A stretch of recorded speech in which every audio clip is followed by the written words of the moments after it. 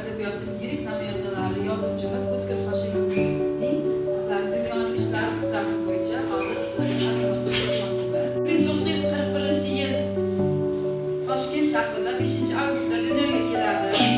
Uning yoshligi juda ham urush yillarida bo'lib o'tadi. Urush yillariga to'g'ri keladi. Uning juda ko'p mashhur ikki eshik orasi dunyoning ishlari asarlari mavjud. Dunyoning ishlari qissasida o'zining yoshligidagi boshdan kechirgan eng mashhur hikoyalardan biri onasining bolaga bo'lgan mehri haqida. Uning bu hikoyada onaning mehri ulug'vorligi, uning farzand uchun har qanday mashaqqatga tayyorgarligi haqida, tayyor ekanligi haqida gapirilgan. Yana bu kitob haqida. Bu O'tkir Hoshimov yoshligidan yozishga, hikoyalarga qiziqqan. O'zining birinchi kitobini yoritganda unga ustozlik qilgan onasi ekan. Sizlar ham bunga vazifalaringizni